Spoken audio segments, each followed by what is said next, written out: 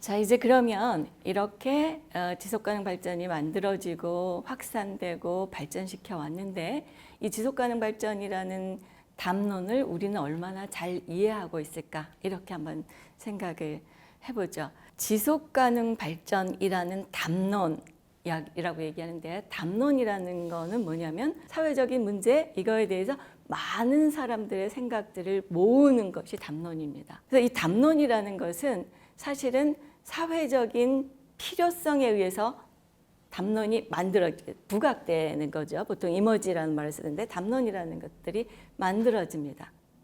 그래서 이 담론이 처음에 나올 때에는 이게 완성된 상태가 아니에요. 어떤 담론이든 다 마찬가지입니다. 민주주의 이것도 처음에 떠오를 때는 그런 상태였어요. 그리고 굉장히 오랫동안 그 생각들을 많은 사람들이 발전시켜 가는 거거든요. 그게 담론이라는 특징입니다.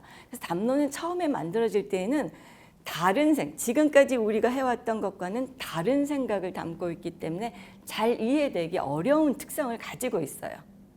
이게 지속가능 발전이기 때문에 그런 게 아니라 담론이라는 특성 때문에 그렇습니다. 그럼에도 불구하고 우리는 이제 이 지속가능 발전이라는 담론이 만들어졌을 때 이게 잘 이해되기 어렵다, 이게 뭔지 모르겠다, 이런 이제 굉장히 많은 불만, 비판 이런 것들이 많이 나와 있었습니다. 그래서 실제로는 아직도 우리가 가치를 바꾸고 있지 않기 때문에 기존의 가치에서 보면 지속가능 발전이라는 것은 선뜻 받아들여지기가 어려운 그래서 아직도 모호한 이런 상태로 남아있는 담론이라고 볼 수 있습니다. 그래서 담론을 이야기할 때 가장 중요한 것은 패러다임을 어떻게 전환하느냐는 겁니다. 같이 다른 사고 체계를 가지고 이해해야 된다는 겁니다. 우리가 이제 지속가능 발전이라는 것이 우리나라에 들어왔을 때 굉장히 많이 처음에 논란을 벌였던 것은 디벨롭먼트라는 단어의 번역입니다. 디벨롭먼트를 어떻게 번역할 거냐. 우리나라에서는 당연히 이거를 개발이라고 번역했습니다. 왜냐하면 우리가 60년대, 70년대 해서 개발 계획들을 엄청 세우고 그 개발 사업들을 엄청나게 진행해 오면서 그걸 디벨롭먼트라고 썼거든요. 근데 이거는 사실은 우리나라에 특수한 상황에서 개발이라는 말을 쓰게 된 거죠. 그래서 오랫동안 그 논란을 거쳐서 지금은 발전이라는 말로 많이 쓰는데 어떤 사람들은 여전히 지속 가능한 성장이라고 쓰기도 하고 또 하나는 서스테이너블이라는 말을 무엇으로 번역할까에 있어서도 논란이 있었는데요. 서스테이너블이라는 것은 어떤 상태가 유지되는 거예요. 근데 그게 어떤 상태냐라는 것에 대해서 말해주는 것은 별로 없어요. 그래서 사람들이 우리나라에서는 오히려 이게 지탱 가능한 발전 이렇게 얘기해서 한계의 의미를 담아야 된다라는 이야기들도 많았습니다. 그래서 이 지속가능 발전이라는 말을 Sustainable Development를 번역한 말로 우리나라에 정착시키는 과정 자체가 굉장한 논란이 있었습니다. 어쨌든 지금 지속가능 발전이라는 말로 이제 그 정리가 많이 정착이 되고 있는데요. 그러면 발전과 성장은 뭐가 다르냐? 왜 Sustainable Growth라고 하지 않고 Sustainable Development라고 했느냐? 성장과 발전을 어떻게 구분할까? 둘 사이의 차이가 뭘까? 이 부분에 대해서는 아주 상징적으로 이런 그림으로 설명해 볼 수 있습니다. 성장은 사람들이 건강한 게 아니라 체중이 늘어나는 것이라고 볼 수 있어요. 이게 물질적인 성장입니다. 그런데 발전이라는 것은 사람이 건강해지는 것과 같아요. 그래서 지구에 있는 사람들이 더 삶의 질이 높아지고 더 형평하고 관계도 좋아지고 더 풍부한 환경 혜택도 누리고 이런 것들을 이 발전이라고 보는 겁니다. 이런 쪽으로 나아가는 게 발전이라고 보는 거죠. 그래서 지금까지 우리가 성장을 했다는 것이 성장만 하면 그러면 성장이 가장 많이 된 나라, 가장 행복한 나라인가? 분명하게 아닙니다, 이게. 그래서 이게 상징적으로 보듯이 우리가 물질적인 성장을 누리는 것이 꼭 좋은 것이 아니다. 그래서 어떻게 더 좋은 사회, 더 바람직한 사회로 가게 할 것인가가 성장과 발전의 차이다라고 보는 거죠. 그래서 이 논란들은 거의 이제 이 상태로 정리가 되었는데요. 그러기 위해서는 이 성장 정책이 물질적인 생산량을 높이는 것이라면 이 발전이라는 것은 부가 어떻게 만들어지고 그 결과가 어떻게 분배되고 그 결과가 얼마만큼 형평한지 이런 것까지를 다 함께 고려하는 그런 과정에서 환경까지 사전에 고려하는 그게 이제 발전이라고 보는 거죠. 그래서 이런 논란들을 보면 이제 우리나라에서는 처음에 지속가능 발전이라는 선언이 있고 이게 우리나라에 소개됐을 때 개발이라는 말 때문에 토건적인 이런 그 워딩 때문에 굉장히 반발이 많았고요. 일단은 또는 굉장히 환경 문제를 정확하게 지적하거나 이렇게 중단시키지 못한다라는 이런 것들 때문에도 반발이 굉장히 많았고요. 그래서 환경운동을 하는 쪽에서도 지속가능 발전이 그리 탐탁하지 않았고요. 경제성장을 원하는 쪽에서도 지속가능 발전이 그렇게 좋지 않았습니다. 그래서 양쪽에서 다 지속가능 발전이라는 것이 별로 그렇게 적극적으로 수용해서 자신들의 담론으로 그렇게 삼을 만한 것이라고 판단하지 않는 그런 시간들이 굉장히 오래 지나왔던 거죠. 어쨌든 지금은 이제 이 문제를 다시 봐야 될 시점이 된 거죠. 그다음에 이제 지속가능 발전이 그래서 지속가능 발전이 미래 세대가 그들이 필요를 충족할 수 있는 기반을 훼손하지 않으면서 현 시대의 필요를 충족하는 개발이 지속가능 개발이다 이렇게 선언을 했는데 그게 도대체 뭐라는 거냐, 그래서 어떻게 하라는 거냐, 이거 가지고 세계적으로 엄청난 논쟁이 있었습니다. 그래서 그건 이거야 라고 하는 정의들이 100개 이상이 생겨났어요. 그러니까 사람들이 이게 도대체 지속가능 발전이라는 담론은 너무나 모호하다, 이해할 수가 없다, 너무 어렵다, 이런 이야기들이 이제 막 나오기 시작하죠. 그러는 와중에 90년대에는 굉장히 여러 가지 연구들이 있었습니다. 그 중에 글래드윈이라는 학자는 그 많이 쓰이는 정의, 지속가능 발전이라는 거는 이런 거야 라는 그 많이 쓰이는 정의 한 20개 남짓한 그 정의들에 있는 내용들을 다 뜯어봤습니다. 그래서 그거를 컨텐츠 어널리시스라고 하는데요. 그런 방법으로 분석을 해봤더니 그거는 이런 내용이더라 라고 하면서 5개의 특징들을 도출해냈습니다. 저는 이게 굉장히 여러 가지로 많은 것들을 전달해 준다고 생각해서 이런 그 개념 특성은 굉장히 유용하게 활용하고 있는데요. 우선 첫 번째로는 지속가능 발전이라는 개념의 특성은 포괄성이라는 게 들어있다는 겁니다. 그래서 시간적으로도 포괄적이어야 되고 공간적으로도 포괄적이어야 된다라고 얘기합니다. 다시 말하면 시간적으로는 우리 세대 이야기만 해서는 안 되고 미래 세대가 어떻게 영향을 받을지까지 시간적인 포괄성을 유지해야 된다는 거고요.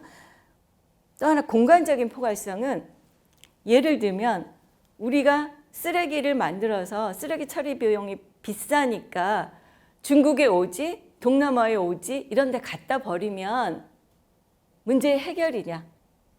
그건 지속가능 발전이 아니다라는 거예요. 왜냐하면 지구적인 차원에서 보면 그거는 문제 해결이 하나도 안 된 거죠. 오히려 그걸 처리할 수 있는 기술이 없는 곳에서 더 많은 문제를 일으키게 되죠. 그래서 우리가 문제를 볼 때에는 시간적 포괄성뿐만 아니라 공간적인 포괄성도 같이 봐야 된다라는 내용들을 지속가능 발전 개념에 담고 있다 이렇게 얘기하는 겁니다. 그 다음에 연계성이라는 특성이 있는데요. 이 연계성은 뭐냐면 경제, 사회, 환경을 동시에 고려해야 된다는 겁니다. 보통 우리가 이야기를 하면 우리 환경정책도 있고요. 또 사회정책도 있고 또 경제정책도 있어요. 그러니까 우리는 지속가능 발전을 하고 있어요. 이렇게 얘기하기 쉽지만 그거는 틀렸다라는 겁니다. 그래서 이 상호작용이 어떻게 되는지 상호작용을 다 고려했는지 이게 동시에 다 고려됐는지를 봐야 한다라는 겁니다. 그 다음에 세 번째는 형평성입니다. 이 형평성은 대개 3가지 차원으로 나눠서 얘기하는데요. 첫 번째 세대 간의 형평성 얘기는 그러니까 시간적 포괄성하고 같은 내용입니다. 우리가 원자력 발전을 통해서 에너지를 쓰는데 그 폐기물을 그대로 놔두면 이거는 수만 년 가야 되는 거거든요.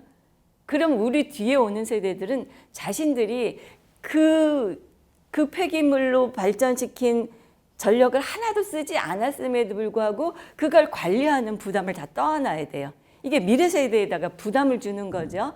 이건 세대 간의 형평성이 없는 겁니다.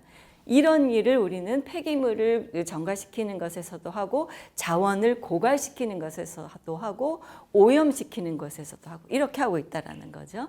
그다음에 다른 하나는 세대 내에서도 형평해야 된다는 겁니다. 그래서 세대 내의 모든 차별을 줄이는 방법으로 가야 된다라는 개념을 지속가능 발전이 갖고 있다는 겁니다.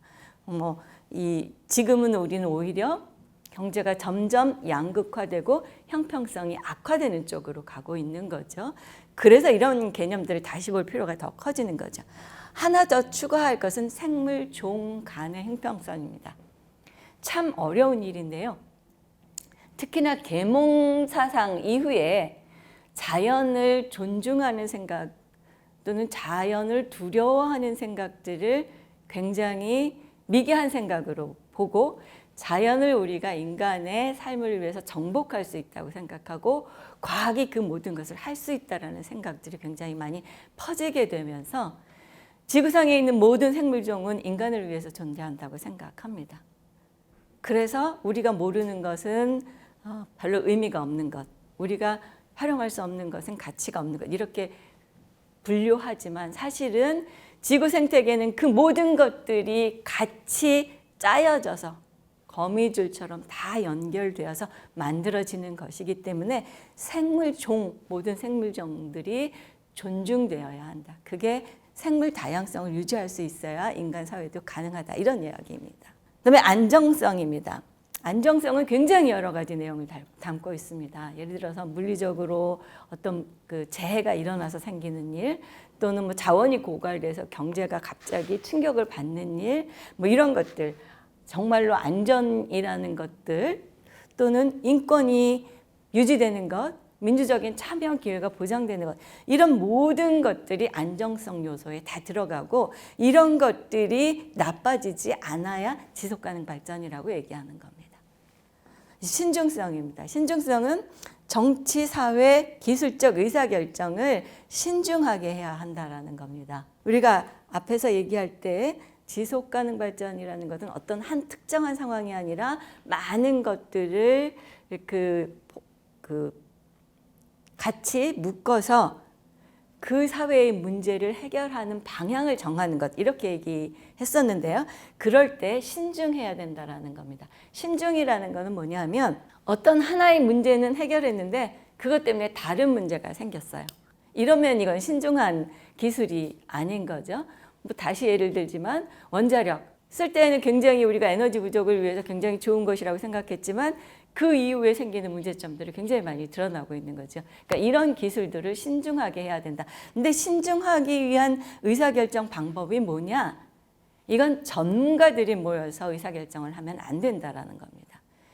이 의사결정에는 이 정책으로 영향을 받는 시민들이 참여해서 의사결정을 할 수 있어야 한다라는 겁니다. 이런 내용들이 많은 사람들이 지속가능 발전이라는 개념을 해석하고 정의하는데 들어있다라는 얘기입니다. 아까 말했듯이 담론이라는 것은 어떤 한 생각, 어떤 한 문제들에 대한 생각들을 모은 것이라고 하면 이 많은 사람들의 생각들이 개념 안에 다시 들어가서 이 개념들이 정착되고 발전되고 하는 거죠. 우리는 이런 것들을 지속가능 발전 개념이라고 이해할 수 있다. 이렇게 설명할 수 있습니다. 그 다음에 아까 우리가 얘기한 것처럼 가치의 변화가 굉장히 중요하다. 밀브라스라는 이 학자는 그래서 지속가능 발전이라는 게 어떤 가치들을 갖는가를 학생들하고 강의를 하면서 굉장히 여러 가지 의사들을 주고받으면서 이렇게 추출합니다. 사회의 가치 중에 지속가능한 사회가 되기 위해서는 그 사회의 가장 중요한 가치가 이 네 가지의 가치여야 된다. 그게 뭐냐면 정의, 안전, 높은 수준의 삶, 그래서 자아 실현이 가능한 삶, 그 다음에 온정 이렇게 얘기합니다. 특별히 우리가 다른 것들은 뭐 이해하기 어렵지 않은데 온정이라는 것들을 온정이 뭘까 이렇게 생각해 볼 수 있는데요. 인빌브레스는 적의 경쟁을 대체하는 가치라고 이야기합니다. 경쟁이 아니라 서로에게 관심을 보이고 배려하고 협력하는 그런 가치가 굉장히 중요하다. 이렇게 얘기합니다. 근데 우리가 보통 가치라는 것은 사회적으로 가치가 어떻게 그냥 가치는 주어진 거 아니야? 아니면 가치는 사람에 따라 다 다른 거 아니야? 그런데 그렇지 않다라는 겁니다. 밀브레스는 어떤 사회는 그 사회의 목표에 따라서 지향에 따라서 중요한 가치들이 세팅되는데 그걸 누가 하느냐? 이게 NGO가 하는 일이다. 이렇게 설명을 합니다. 어쨌든 굉장히 중요한 시사점인데 이런 경쟁의 가치들을 대체하는 가치가 필요하다라고 이야기합니다. 그래서 이제 굉장히 간단하게 간략하게 지속가능 발전이 뭡니까? 라고 할 때 우리가 이런 다이어그램을 활용해서 지속가능 발전이라는 개념을 설명하기도 하는데요. 예전에 지속가능 발전 이전에 또는 지속가능 발전을 받아들이지 않는 사람들의 형태는 이겁니다. 경제가 가장 중요해. 경제라고도 얘기하지 않죠. 먹고 사는 일이 중요해. 나머지는 좀 참어. 이런 생각으로 이게 경제가 중요하다라는 생각들을 가지고 있었어요. 근데 이제 지속가능 발전이라는 것들이 선언되고 그게 뭐냐라고 얘기할 때 2000년대 초반에는 이렇게 얘기했습니다. 트리플 바텀 라인이라고 얘기하는 우리가 첫 번째 시간에 잠깐 얘기를 했었던 것이기도 한데요. 이거는 경제사회 환경이라는 것들이 이렇게 서로 영향을 주고받는다. 이렇게 개념적으로 설명합니다. 근데 이게 어떻게 상호작용을 하는지 그래서 뭘 어떻게 바꿔야 이 관계가 바뀌는지에 대해서 설명하지 못합니다. 그래서 이거는 그냥 세계가 병렬적으로 있는 것과 거의 차별성이 없었습니다. 그래서 2000년대, 2006년, 5, 6년 정도 되면 이 지속가능발전위원회에서도 고민을 많이 했어요. 그래서 그게 아니라 이 세 가지가 동시에 고려되는 이게 지속가능발전이다. 여기는 지속가능발전이 아니다. 이거는 경제정책이고 이건 환경정책이고 사회정책일 뿐이다. 이렇게 설명을 했었죠. 근데 여전히 기업이나 경제는 이것 자체가 지속가능발전이라고 생각해요. 경제 쪽에서 활동 영역이라고 보는 거죠. 그래서 이게 의미가 별로 없어졌어요. 그래서 2005년대부터 일부 2008년도에 특히 이제 경영학 쪽에서 경제를 이렇게 설명하기, 이 세 가지 관계를 이렇게 설명하기 시작합니다. 보통 네스티드 모델이라고 얘기를 하는데요. 경제는 사회 안에 있는 것이다. 그래서 인간 사회가 어떻게 움직이고 어떤 원칙 안에서 운영돼야 되는지 그 논리를 거스르지 못한다. 그 안에 있어야 된다라는 거고요. 환경과 사회관계에서는 인간 사회라는 것은 지구 생태계의 여러 생태계 중에서 하나일 뿐이다. 그래서 지구 생태계가 유지되고 작동되는 논리를 거스를 수 없다. 그 안에 있어야 된다. 그래서 경제는 환경적인 한계 안에서 사회적인 최소한의 필요를 저해하지 않는 범위 내에서 이 영역을 정해야 된다. 이렇게 설명하게 되죠. 굉장히 많이 이제 변화를 하게 되죠. 근데 저렇게 하면 사람들이 굉장히 이제 고민해요. 경제를 이렇게 좁게 만들어 놓으면 지금도 일자리가 없는데 이게 이렇게 되면 경제가 살아날 수 있겠어? 이렇게 고민들을 합니다. 근데 이건 이제 다이어그램이라는 것은 추상적인 것이고요. 실제로 어떤 예를 들 수 있냐면 인구 문제는 사회 정책입니다. 인구가 늘어나야 좋으냐? 줄어들어야 좋으냐? 이거는 두 가지 관점이에요. 인구가 늘어나야지 좋다라고 보는 거는 경제의 관점이에요. 물론 경제의 관점이 그렇다고 일자리를 책임지지도 않습니다. 그러면서도 인구가 늘어나야 소비 인구가 있고 그래야 경제가 유지된다. 그래서 인구가 줄어드는 거에 대해서 굉장히 난리를 치고 있습니다. 근데 우리가 앞에서 봤듯이 인구는 이 생태계를 유지할 수 있는 수준으로 유지돼야 된다라는 거잖아요. 그런 환경의 입장에서 인구 정책은 생태계 안에 있어야 돼요. 에콜로지컬 풋프린트, 우리가 그 생태 발자국이라고 얘기하는 거죠. 사람들이 얼마만한 그 생태계가 있어야 인간 사회가 유지될 수 있냐. 거꾸로 말하면 인간이 얼마만큼 생태계에 영향을 미치느냐. 그걸 가지고 판단하는 건데요. 그게 환경의 한계를 넘지 말아야 된다라는 거죠. 이 두 가지 굉장히 다른 이야기입니다. 또 다른 얘기에서 요즘 기후변화, 그래서 재생에너지는 이거를 다 충족하면서도 경제의 새로운 사업 영역을 만들어주고 새로운 일자리를 만들 수 있죠. 그러니까 이거는 이렇기 때문에 이 영역이 적어진다고 보는 것은 맞지 않는 이야기입니다. 그런데 이제 기업들은 어떠냐? 기업들은 지금 지속가능 발전을 얼마나 어떻게 이해하고 있느냐? 지속가능 발전은 기업이 지속가능한 것이라고 봅니다. 그래서 여전히 기업의 시각은 경제, 사회, 환경, 경제가 가장 중요한 것 이렇게 보고 있는 거고요. 그런데 지속가능 발전이라는 개념은 이렇게 경제적 지속가능성, 사회적 지속가능성, 환경적 지속가능성이라는 것들이 이런 의기 안에 있어야 된다라고 얘기하는데 이렇게 기업들은 아직도 이렇게 얘기하고 있다라는 거죠.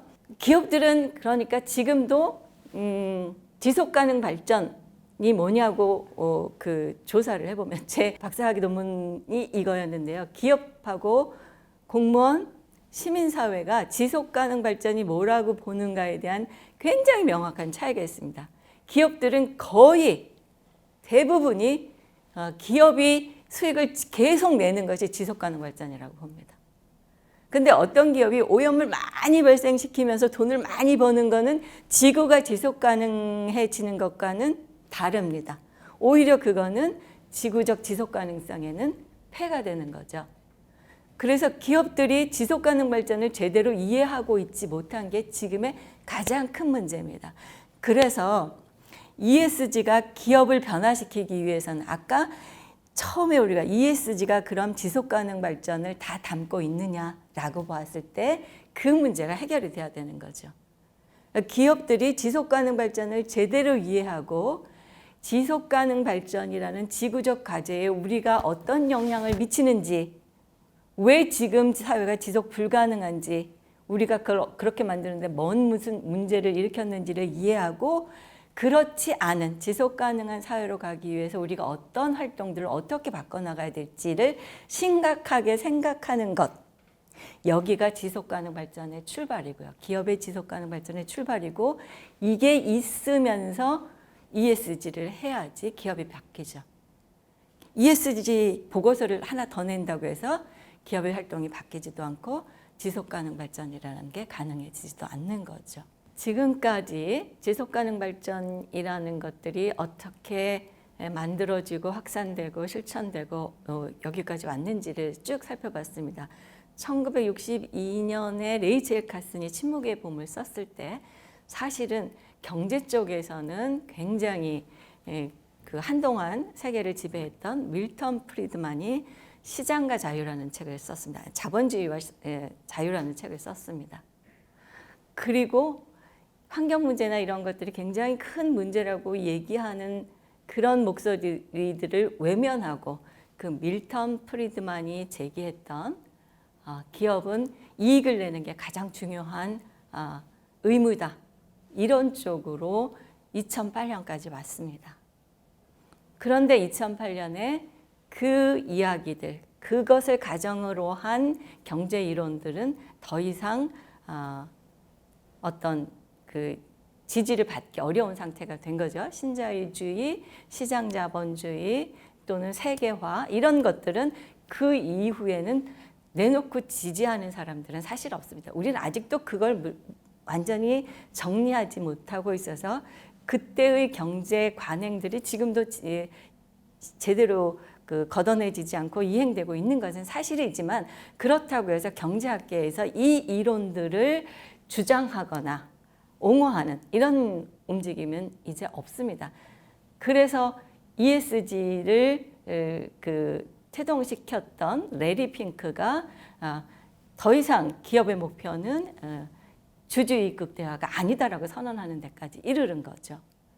그러니까 지속가능 발전이 한 면에서 쭉 이어져 오는 과정에 경제가 중요하다, 기업의 이익이 중요하다라는 논리들이 굉장히 크게 호응을 받다가 이제 그게 사라져가고 있는 상황입니다. 그래서 지금 우리는 지속가능 발전이 왜 우려를 했었는지부터 시작해서 우리가 어떻게 무엇을 해야 되는지에 대해서 다시 한번 정리하고 새로운 방향을 모색해야 될 시점이라고 봅니다. 지속 불가능한 사회의 지속 불가능성이 두드러질수록 지속 가능 발전에 대한 필요성은 더 커지고 우리는 이것들을 좀 더 이해하고 적극적으로 실천해야 할 의무를 더 크게 갖게 됩니다. 다음 시간에는 레베카 핸더슨이라는 하버드 비즈니스 스쿨에서 ESG를 강의하는 교수님이 쓴 책 자본주의 대변혁이라는 것을 바탕으로 해서 ESG가 어떻게 위치할 수 있는지, 어떻게 해석되고 이행돼야 되는지를 조금 더 구체적으로 살펴보도록 하겠습니다.